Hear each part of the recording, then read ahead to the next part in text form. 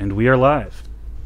Hello, I am Martius Felius, and I am here with Gabrielle Seunagal, which I am so glad I was able to say that on the first try, considering I have a stutter. She is what I thought was unique to me in the world, what is known as a conservative libertarian. And as soon as I heard that, I said I have to invite her, and she was kind enough to say yes, and here we are. Would you like to introduce yourself, Gabrielle? Hi, my name is Gabrielle Seunagal. I'm 19 years old and I work as a freelance writer, and so I'm very outspoken about my political beliefs, and I do consider myself to be a conservative libertarian.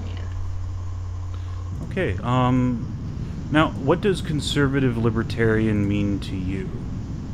I would definitely say that I do, like, to me, like, that means, like, liberty and definitely individualism. I value those things, but at the same time, I recognize that to a certain extent, I do believe that I think conservatism helps. How do I put this? I think conservatism really helps support like liberty and individualism. So I think like a healthy balance between those two ideologies is what's best for the nation and for the American people as a whole. Oh yes, I agree 100%. My my personal stance has always been that a libertarian government coupled with a conservative minded society, more reserved, more self control, would be an ideal civilization. Absolutely. Now, how would you say you came to this specific set of beliefs?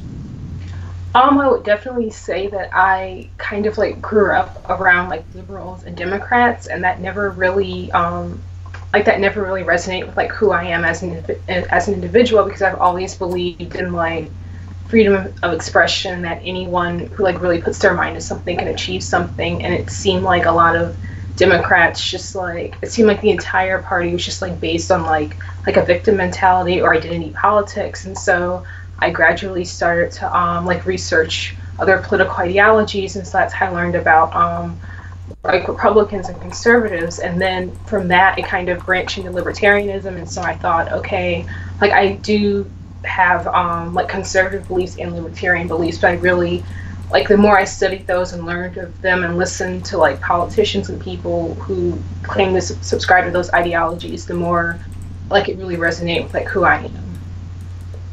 Absolutely, absolutely, and that's a beautiful thing.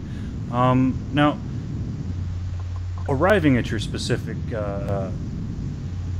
alignment on the political spectrum, how has that been?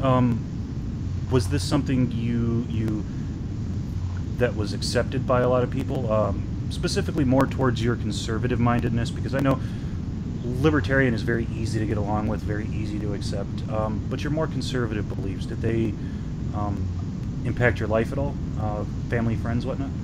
Um, it actually did. Like when I was in high school, like a lot of my like I guess peers were like liberals, so like I would wear my Donald Trump t-shirts to school, and like everyone would just like stare at me, and like the teachers just like they just looked completely taken aback. And so like everyone would ask me like, why do you like Trump? I said, well, I like his policies. And they said, oh well, he's like a racist and because he wants to like keep out Mexicans. I said, no, he wants to keep out illegal immigrants. That's not like a race. But yeah, I I guess they didn't really agree with me on that. No, I found the illegal immigrant argument versus all Mexican arguments was a very hard one to have. Yeah. I did notice, especially since I have a propensity for dating or well, American girls who are descended from Mexicans, because Yeah. I don't really like to call them Mexicans because most of the girls I've dated have been of Mexican descent, but they were Americans through and through. But anyway, that's neither here nor there. I have noticed that a lot of more on the liberal side lately. I mean, there is it on the conservative side. I don't want to misrepresent, but there does seem to be this idea that all Mexicans are illegal immigrants. So I say, don't understand yeah, that though. yeah. Like I don't know. Yeah, so saying that you're against illegal immigration means that you hate Mexicans, which has always been a funny position I've had to perceive from the outside. Yeah, absolutely. So, now, did this impact your family life too much? Not really. Like they just kind of like accepted it. Like they obviously didn't agree with it. Like they knew I supported Trump. When I was like in high school, I went to like a Trump rally in like my senior year of high school, and like I got a Trump sign, and I just like brought it home, and it wasn't like, oh, like you can't have the Trump sign, but they were just kind of like, okay, like she supports Trump. Like it wasn't like a huge deal. Nice, nice. I did experience a little ostrac.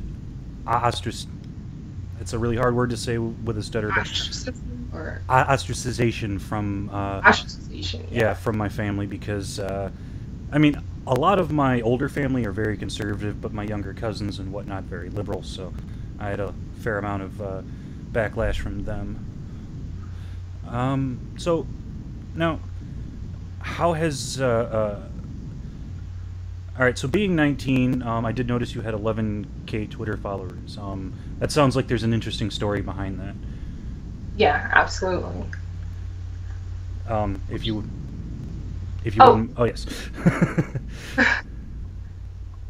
no, I was just gonna say, like actually, I got a lot of followers like during the election because, like before Trump announced that he was like running for president, I was actually like a big Rand Paul supporter. Like I was, like I still like Rand Paul, but I was like a super like big Rand Paul supporter. I really wanted him to win, but then after Trump announced that he was like running for president, like I kind of gravitated towards him. Like I still liked Rand Paul, but I wanted Trump to win, and so I like tweeted out about it a lot. And so like a lot of Trump followers, or a lot of Trump supporters like followed me on Twitter, or they like retweeted like the videos or like pictures I would like post in support of Trump, like wearing a Trump T-shirt or whatnot.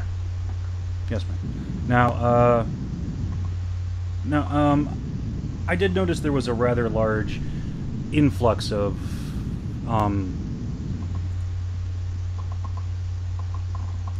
Trump supporters getting a lot of hate, especially the African American variety. Did you experience a fair amount of hate for that? like definitely like a lot of it. Like I remember like this has been like a constant thing, but like one person or like several people actually tweeted me and they said, oh, like how can you support Trump, he hates like all people of color. And I'm like what is your basis for that? And they could like never give me like a real answer. And then like I would tell them, like Hillary Clinton was the one who said that like called black teenagers super predators, but it's like every time I bring that up, like no one addresses it. And like I feel like a lot of people who don't like Trump don't even like know why they don't like him. And so it's just like always the same buzzwords. Like they claim he's racist, they claim he hates women, but he's employed women for like decades, even when it wasn't a popular practice. So like a lot of what I get online, it's just like the same buzzwords, the same rehearsed stuff. And they say, oh, well, like in the 70s, he was sued for like, I guess, not renting to black and Hispanic tenants. But I mean, he was like found like not guilty of that. So, I mean, like in this country, we are innocent until proven guilty. So it's just like mostly that kind of thing. Yes, ma'am. I am a very big advocate of innocent until proven guilty. All right. Yeah. Sorry. My chat is always very entertaining. But now, let's see. More towards conservative-ish libertarianism. Sorry, I do have a stutter, so it makes it hard for me to. Oh no, it's totally fine. Yeah. So it makes me hard to get some things out. But now, now there are obviously some conflicting aspects of conservatism towards libertarianism. Which things would you say you're more conservative about and you're more libertarian about?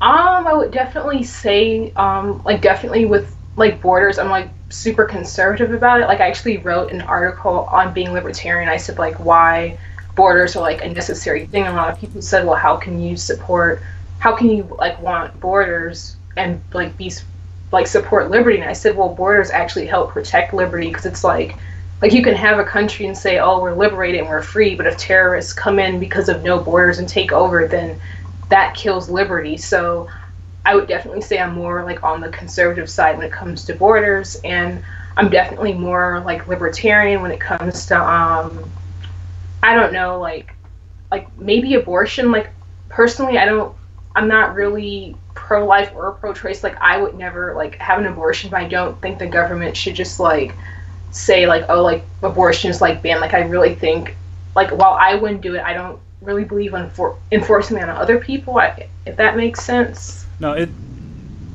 the pro-life, pro-choice argument is a very, very gray area. It is a very hard one. It is a very hard conversation to have. I myself am just on the side of pro-choice, like just barely, but I can see the other side of the argument from where I'm standing. That's how just over the line I am. But yeah, I get where you're coming from. You don't like government control. Yeah, I don't. Like, I really think the power should be like with the people. Like, and I feel like that was like the original intention. Like when the founding fathers like set everything up, like they wanted the people to control the government, not really the other way around. I feel like we've kind of gotten away from that, unfortunately. Yeah. We have very, very much so gotten away from our more libertarian values. And all right, so what's your opinion on military service? Well, I definitely think like in this country we do need a strong military. I don't know if I support like sending our troops overseas to a bunch of like other countries. So I feel like on foreign policy I might be a bit of an isolationist, like only a little bit, because I feel like we have so many issues going on in our country now. Like why not make sure our military is like strong enough to protect us from harm, but not send our military and our troops to like Afghanistan or Iran? Like can we just like focus on like us as a country, I guess? So a more isolationist policy. Yeah. Not a bad one.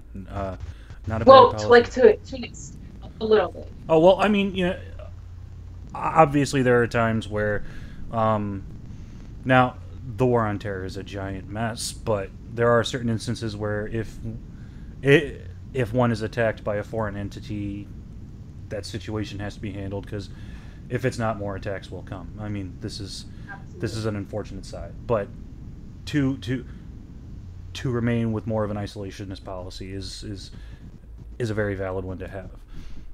Okay, so sorry, I actually wrote down a checklist, but in my rush to get this thing started, I kind of lost it. So I'm really trying to avoid dead air and keep the questions coming. Let's see now. Obviously, you voted Trump in the last election. You did say you were a fan of Ron Paul. You mean like Rand or Rand? Sorry. Oh yeah, Rand. Like definitely, I real like when he announced that he was running for president, I was like so like moved by his speech, because it seemed like he put like a big emphasis on liberty and small government,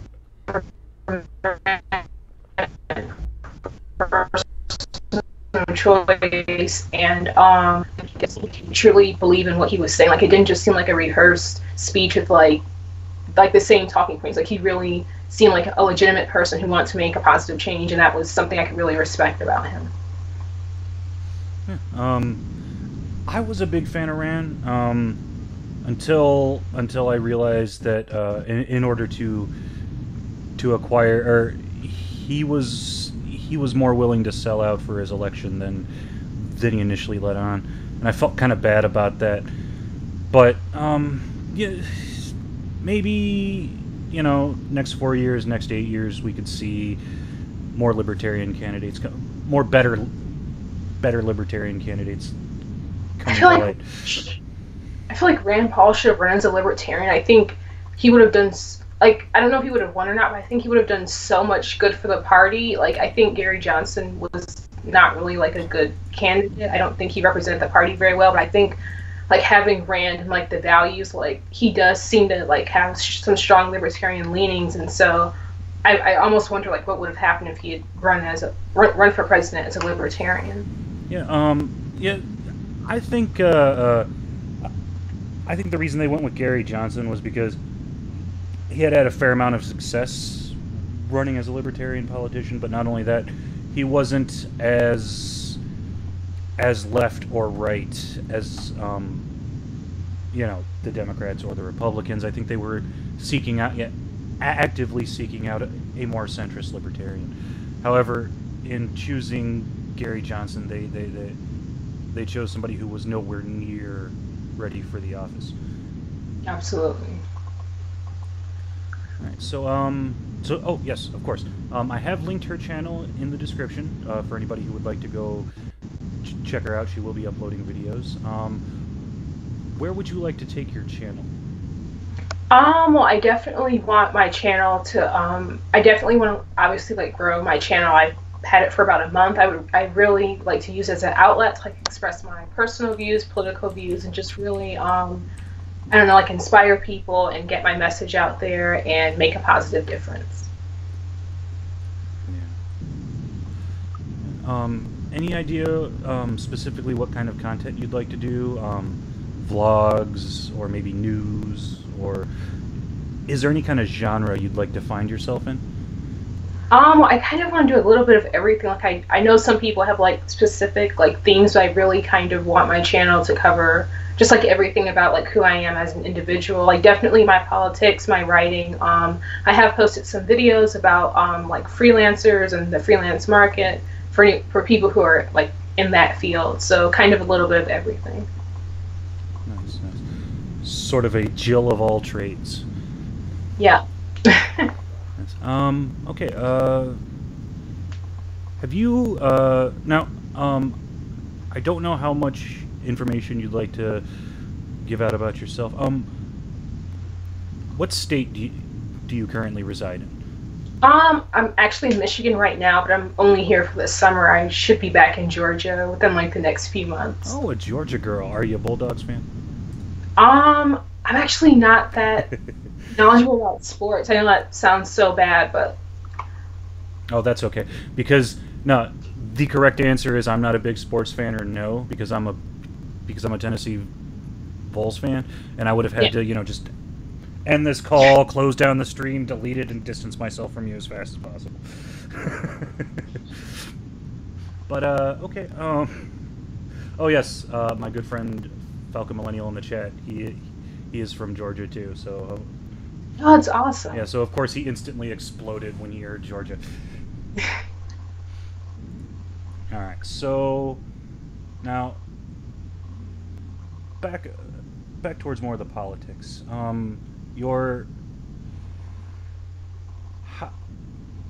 Do you engage in much debate? Definitely, especially on Twitter, like a lot of. What debates seem to be popping up more often than others?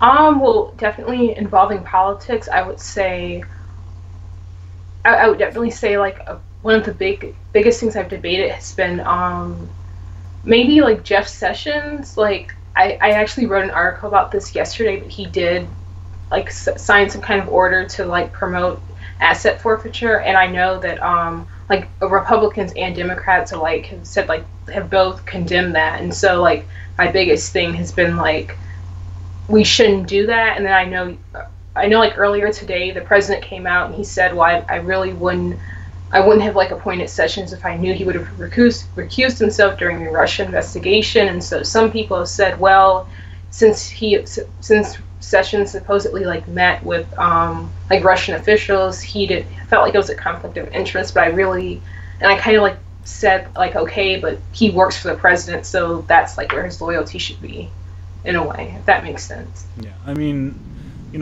unquestioning loyalty to a leader, not so much, but definitely doing your job is very, very important.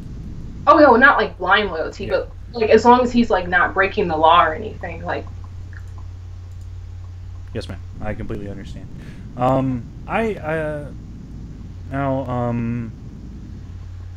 right. So let's now being of course an African American woman, and being a conservative libertarian, How...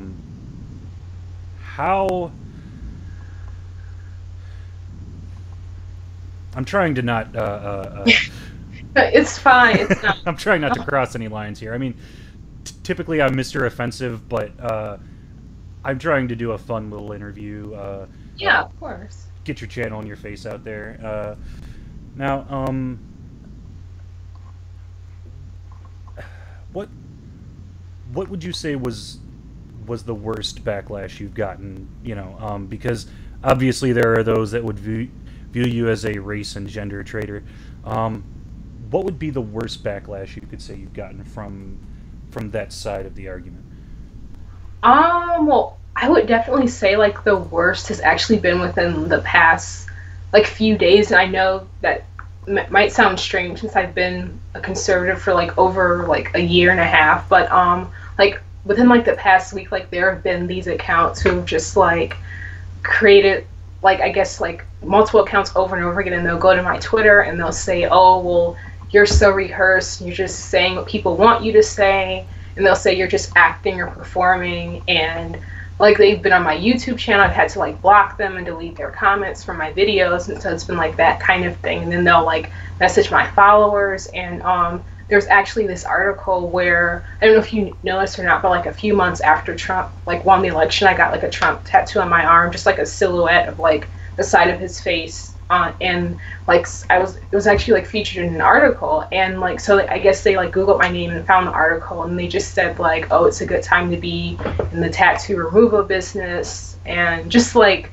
that kind of like constant thing, like for like hours a day, like literally. Yeah, the daily grind of dealing with the backlash of having an unpopular opinion. Yeah.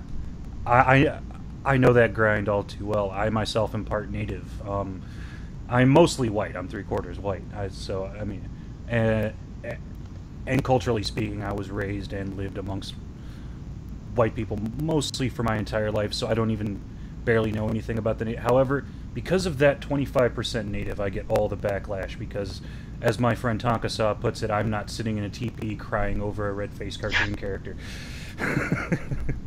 Wow. Yeah. The minority hate is real. Absolutely. And so I only wanted to do this for a half an hour. Of course, give you a boost and get you a chance to talk about your... About 7 minutes, so I'm going to call it. Is there anything you'd like to specifically say to my audience? I just want to thank everyone who's watching. I just want to definitely encourage individualism and free thought, and to never let your detractors silence you. That would be like my biggest message to anyone who might be watching this. Oh, trust me, I encourage my audience not to be silent, even to me. I absolutely encourage them to give me the business when the business is due. Absolutely, yes. Alright, but you know, so we still have, of course, 7 minutes. Carrot sub to you, so if you ever do a live stream or a video, you will see Carrot. That's an amazing dude. A little weird, but if you can deal with the fact he's a little weird, he's a really great guy to have around. Yeah. Alright, now, I have kind of almost exclusively devoted my channel to the ideals of free speech. Not necessarily the First Amendment. Of course, the First Amendment is an extension of free speech. It protects free speech. But the idea of free speech as a whole. Is there any instances of maybe free speech violations or cases of free speech that have struck you as interesting?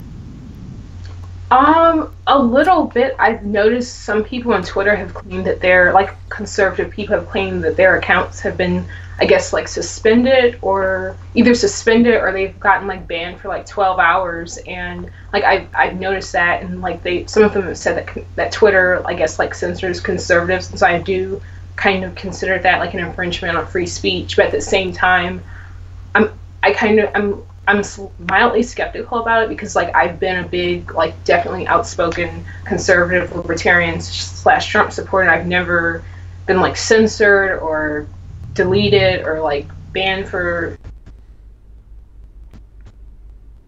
X amount hours. So I get it's happened to some other people, but yes, of course. I think it all boils down to, now, a lot of those accounts that were suspended or blocked or any of that, I think that is mainly them being asses. Now, I don't think that asshats or assholes or people being jerks should be censored or banned or any of that stuff. But I think that is what correlates to the suspension. I think that they're all like, oh god, these conservative guys are talking, but they're just talking. Oh wait, no, being a little bit of a jerk, time to ban. I think that's what the problem is. Now, again, that might be it. Yeah, I don't think that people who are jerks should be censored. I think jerks should have their voice, just like, you know, the quote-unquote nice people should be allowed their voice. But yeah, it does seem to be a problem on Twitter. Let's see. Are there any? You know what? Back to YouTube. Are there any channels you specifically like to watch? I really love a channel called Blair White. I know she's like a big conservative, and I've watched her videos for like months, and I love what she has to say. There is another channel called Mr. Repsian. He's talked a little bit about everything. I really love his channel as well. So those are definitely like my two favorite YouTubers. Yeah, I actually like, I do like Blair. She does have an interesting perspective. Not the... Alright, so it's very hard for me to say this because people can take this the wrong way. I'm not the biggest fan of Blair, but that does not mean I don't like her. I will sometimes see a new Blair video and say, I don't need to watch it. And sometimes I'll see a Blair video and go, ooh, a new Blair video, I guess I'll watch it. But I myself am a big fan of Repsian. I do love Repsian. But yeah, I have had one chance to speak with Repsian. He's actually a really nice guy. Yeah. Yeah. Once you hit 1K, it opens up a couple of doors on YouTube. Not a lot. I mean, it's... People like to say that sub count is very important. It does a little bit. It does, but at the end of the day, the number just brings eyes to you. You have to keep those eyes there. And that's... Absolutely. Yeah, and since you are planning on starting your own channel and doing your own thing, probably the best advice I can give you. Sure, subs will bring eyes to you, but at the end of the day, it's you that can keep those eyes there. Definitely. And, let's see, with 2 minutes left, maybe we can get 1 or 2 questions in from the chat. Sounds great. So, Chad, do you have any questions for Gabrielle here? She'd be more than... And please, serious questions only. I will not read troll questions, guys.